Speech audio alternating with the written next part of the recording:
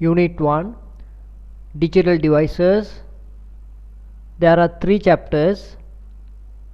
First one itself, digital devices, then software, memory and processors. We need to cover all these 3 chapters under unit 1. Once you understand the theory, it is very simple. First we need to understand what is a digital device. Any device process digital data, we are calling it as a digital device. It can send, receive and store digital data. So I'll be providing you this handbook just to go through, but I'll be explaining everything clearly. What I'm always asking is, don't try to memorize these things like line by line. This is the biggest mistake we are making here. First you understand the theory, then you can write your own words. You just take a paper and write right now. Digital device is a device which processes digital data. Digital device send and receive digital data. So likewise you can write whatever, but you have to provide the clear explanation. That's all. So don't try to memorize it, right? Just 2 part now. Digital device is a device which processes digital data. Now what is a digital signal? This we need to understand clearly. Now just take a switch. Once you on the switch, light get on. Off the switch, light gets off. Digital signal also same. Only there will be 2 status, on and off. Now this is the analog signal. See here. Let's say we are measuring temperature with the time. So here multiple points, right, from here to here you can see all consecutive values you can see here. So these are known as analog signals. Now see digital, now here equivalent waveform of this here, the digital equivalent digital waveform of this analog is this. Up to here it's one state, then here another state. So only there will be 2 status. So digital device, actually the power consumption is very less and the device gets smaller and smaller because of the digital technology. Analog devices actually very big, huge. Now what is a digital signal? That is a on-off signal. So I will give you a very good example you to understand. Now let's say you are pressing character A, right, the keyboard, you are pressing character A. So that A, as you press character A, it generates, let's say, this signal, on off, on off, on off, on. This will be fed to controller. The controller is designed such a way, whenever it receives this signal, the controller will understand, now I need to display character A. Then it will activate the particular circuit to display character A. Character A displaying process will be started. Let's say you are pressing character B, it will generate different waveform, not same as A. It will be on, off, on, off, right? The signal pattern is different from this. Then the controller will identify the signal pattern and controller will display character B. Likewise, each and every communication is done using digital signal, on-off signal. Even whenever you are sending instruction to printer, let's say you are printing this document, right? So we can see whatever we have written here, we can read it, right? Human readable, but computer can't understand this. Whenever you provide print signal, so all this data will be converted to binary format and then only computer can process using on-off signal, right? Now for example, to display character A, let's say here dot, here let's say we are using dot, right? Later we can see the dots are known as pixels. So here we can arrange dots here and along here, and there will be a line here, and this will be actually free space. then we can see the character A will be displayed, but for the each and every point signal will be generated. According to this signal only it identify. So now it is very clear, the entire communication is done using on-off signal. So there are different kinds of digital devices. For example, washing machine is a digital device, but it is designed for one particular task only, single tasking, right? Just we are using it as a washing machine, right? Computer, multitasking, not for one particular task, you can do many, you can expand, you can fix different kind of devices, right? Camera, video, internet, application softwares, likewise many things, the smartphone, multiple things. So those actually digital devices are known as multifunctional devices. Washing machine is known as embedded system. The term is very important, right? When digital device is designed for one particular task, then we are calling it as a embedded system. Like camera, it is embedded system, you can't do much more things there. But computer, smartphone, many functions you can activate. So therefore those are multifunctional devices, advanced digital devices, right?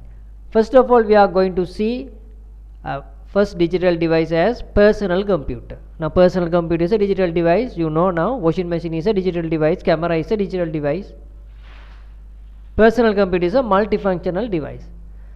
So first we are going to learn these basic components, then you can understand all other topics very clearly.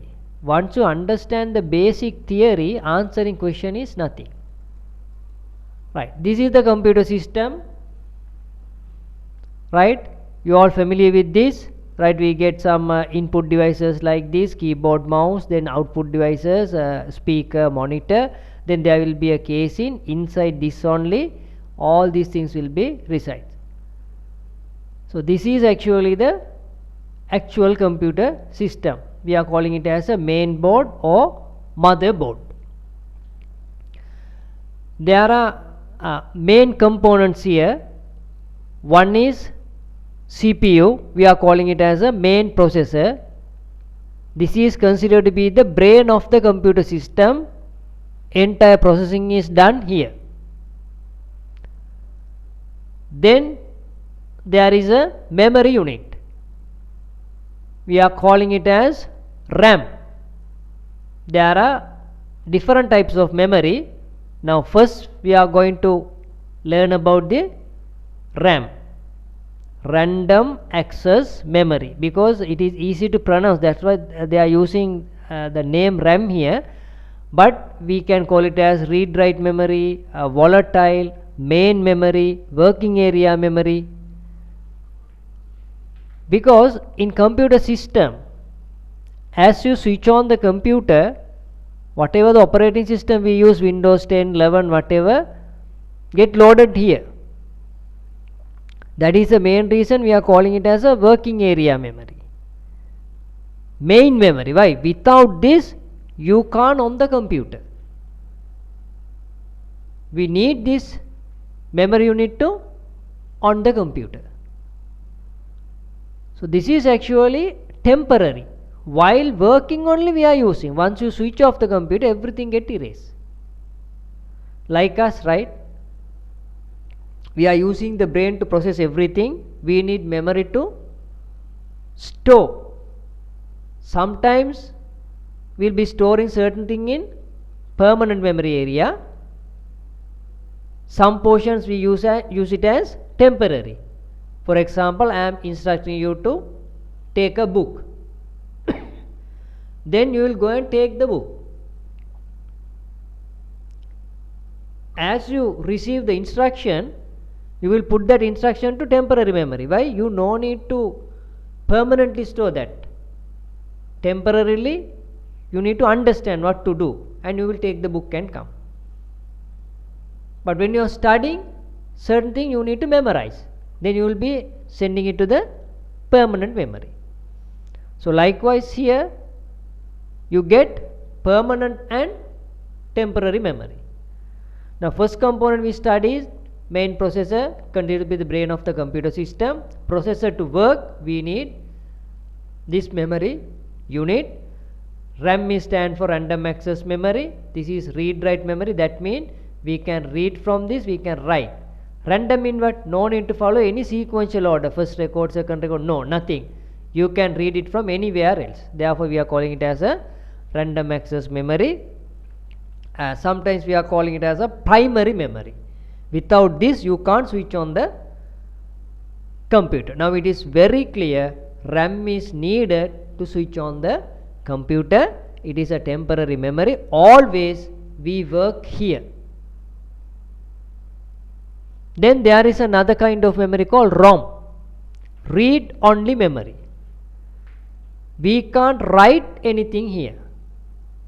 There are permanently written instructions. There are permanently written instructions here to provide instruction to the system. Even it may be a digital camera or washing machine, whatever the instruction needed, it is written there. Now in a computer system, boot up program is written here.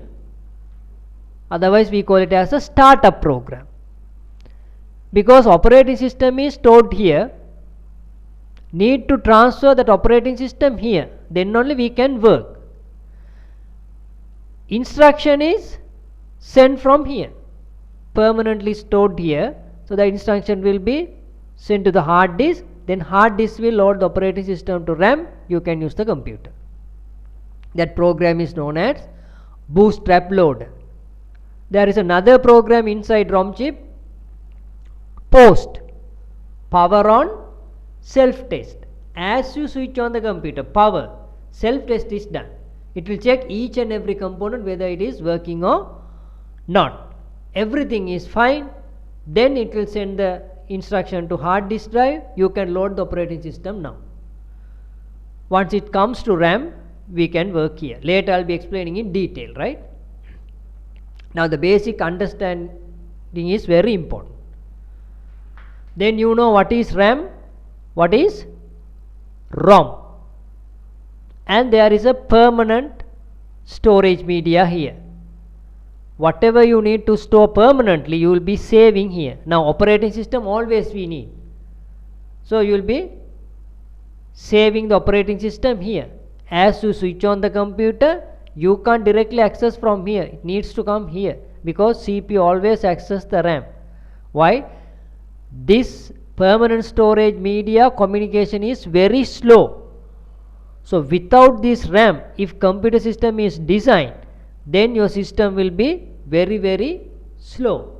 This is the main reason there are different kind of memory units. So this is fast.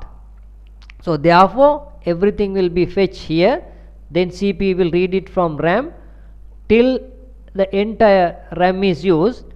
Once CPU needs some other instruction, then that will be taken. So whatever the portion here, it will be put it back to the hard disk, and the required portion will be taken here.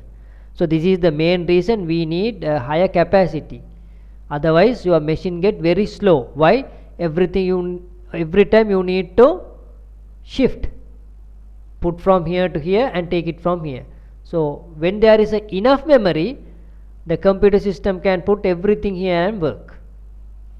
So now it is very clear what is RAM, what is ROM, and what is permanent memory storage. Then in desktop computer system, the expandability is very easy, right? There you get enough room here. The other thing is there are expansion slots.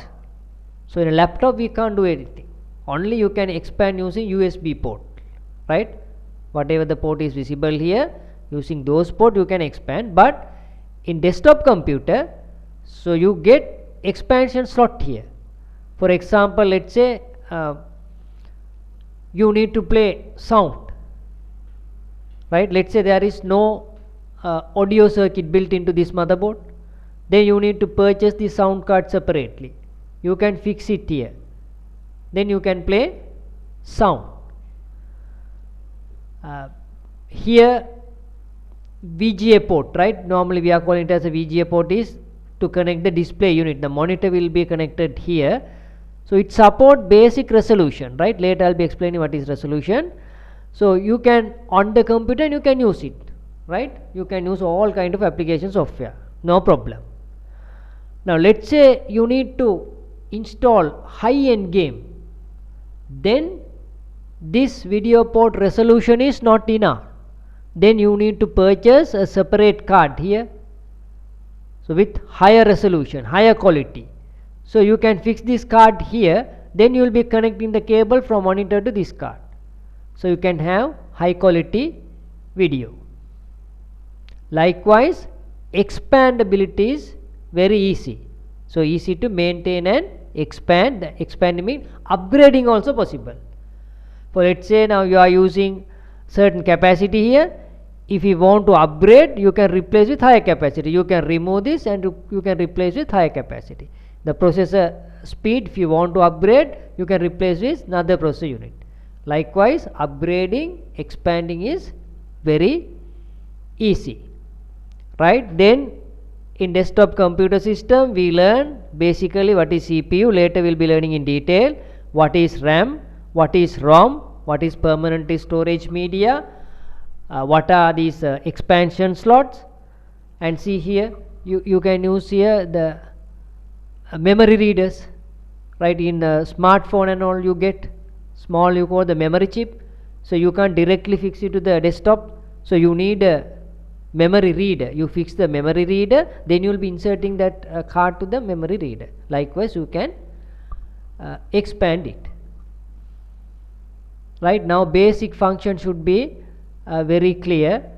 Now again I'll be providing this, actually the handbook, just for you to go through, but you don't try to memorize each and every line, right? Again and again I'm repeating, right? Don't do that. Try to understand the theory. Always you write it in your own word, then you don't need to memorize anything, right? So computer is actually take input, right, the raw data, process and give the meaningful output information. Right, what is raw data? Now for example, here I have written here these numbers, right? No meaning. Now here once you put slash here, this becomes date. Once you put a dollar sign here, it becomes money. So likewise raw data mean meaningless. Computer will take this raw data, process and provide meaningful information, right? Even in the processor is the same thing, right? Instruction will be fed to the processor, execute instruction and provide meaningful output. That basic understanding should be there. Then a feature of a computer, speed, right? It's very fast. Now for example, let's say you need to add 72,520 plus 82,320. You can add it, right? Take time. But computer, you just feed it, right? Can you give an embedded system to do the calculation? Calculator, right? It is a digital device, embedded system. It is only designed to do calculations. So now it is very clear, computers can work very fast. Accuracy, no errors. Once you provide correct input, correct output will be given. Efficiency, right? Computers never get tired. Only we need a good cooling system, right? Certain components get heated up. Once you provide a good cooling system, we can maintain without any issues. Versatility, so can run multiple programs at once, storing and retrieving. So you should get familiar with this wording.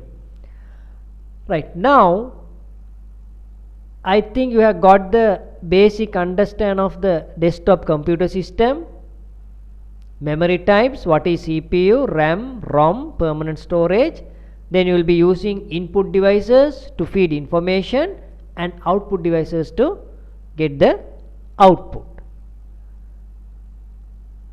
Next video clip, I'll be explaining all kind of input devices. You need to understand all kind of input devices and what kind of situation those input devices are used. We should be able to provide solutions whenever it is needed. So stay tuned for the next video. Thank you.